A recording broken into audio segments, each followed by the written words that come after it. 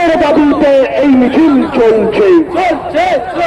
তাই তো বলি পুলিশে ধিক কাজ, এই কাজ খুলি রাজ্যে পুলিশে ধিক কাজ।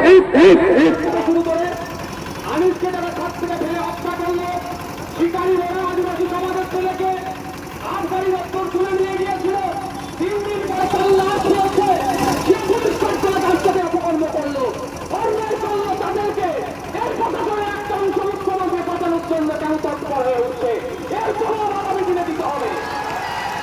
আমরা শান্তিপূর্ণ আন্দোলনের পক্ষে, গণতান্ত্রিক ও বঞ্চিত আন্দোলনের পক্ষে, বিচার ব্যবস্থার প্রতি সম্মান আস্থা রাখি। যদি কোন কলকাতা হাইকোর্টের কোন বিচারপতি যদি আমাদের রাস্তায় আঘাত দেয় বা সাধারণ মানুষের মনে যদি প্রশ্ন করে বিচার ব্যবস্থার প্রতি যদি আমাদের আস্থা কমে, সেই বিচারপতিকে কিন্তু দায়ভার নিতে হবে। আমার রাস্তা লিখেছিলাম রাজ্যে, কিন্তু দুর্ভাগ্যের বিষয় আমরা একের পর এক ঘটনা ঘটে যাচ্ছে, সেইগুলোকে ধামাচাপা দেওয়ার জন্য প্রশাসন এবং সরকার তৎপরতা দেখাচ্ছে। আমরা ভুলে যাচ্ছি না, রাতের অন্ধকারে চোরের মতো এসে পুলিশ তাকে ছাদ থেকে ফেলে হত্যা করলো।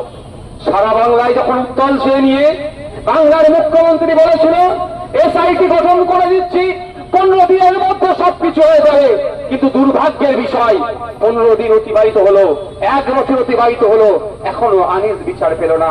আমরা বিচার ব্যবস্থার প্রতি ভরসা রেখে কলকাতা হাইকোর্টে গিয়েছি। আমরা প্রস্তুতি নিচ্ছি আনিসের মামলাটাকে নিয়ে আগামী দিনে সুপ্রিম কোর্টে যাব। আর এখানে আবু সিদ্দিক আল্লাহের পক্ষ বাড়ির লোকজন আছেন, তাদের সাথেও কথা হয়েছে। যদি কলকাতা হাইকোর্ট থেকে আমরা ন্যায় বিচার না পাই, ওই অর্ডারটাকে চ্যালেঞ্জ করে আমরাও সুপ্রিম কোর্টে যাব। তাদেরকে তার সর্বোচ্চ শাস্তি দেওয়ার ব্যবস্থা আমরা প্রশ্ন তুলে দিচ্ছে, সেই সমস্ত কালপিট গুলোকে ধরে দিবি অ্যারেস্ট করে জেলের মধ্যে রাখতো, আমাদেরকে রাজপথে নামতে হতো না।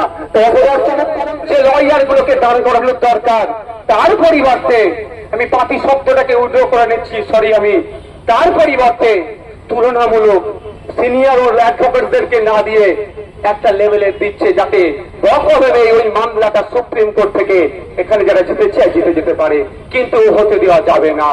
আপনাদের বলে রাখি, এই মুখ্যমন্ত্রী বিচারিতার কথা সেই জন্যই মাথায় রেখে আমিও সুপ্রিম কোর্টে ওই মামলার পাঠিয়েছি, পশ্চিম বাংলার ওই মধু সার্টিফিকেট দেওয়া পেতে তাদের ন্যায় বিচার দেওয়ার জন্য।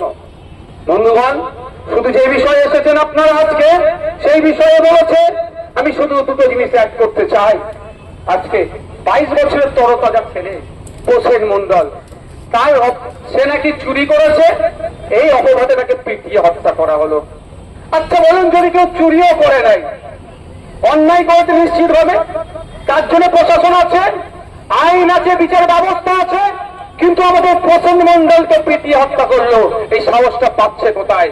সাহসটা পাচ্ছে আমার রাজ্যের প্রশাসনের যিনি প্রধান আছেন, সরকারের যিনি প্রধান আছেন, মাননীয় মুখ্যমন্ত্রীর জন্য। ইসরাত আলম, আমি তার বাড়িতে গিয়েছিলাম, 100 স্কয়ার ফুটের ঘর হবে না।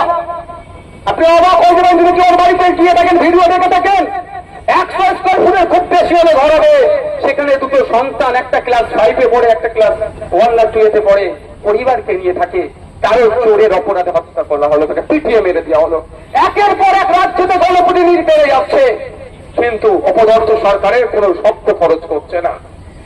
তাই এখান থেকে জানিয়ে দিতে চাই, রাজ্য সরকারকে অবিলম্বে বিধানসভায় স্পেশাল বিধানসভা ডেকে এই গণপিটুনি রোধের জন্য সর্বোচ্চ শাস্তির ব্যবস্থা করে বিলকে পাস করানো হোক। সেখানে নওশাদ সিদ্দিকী সরকারের পক্ষে দাঁড়াবে। যদি না পারে আমাদেরকে বুঝে নিতে হবে। পারবেন তো নাকি? পারবেন তো নাকি? আমরা গণতন্ত্র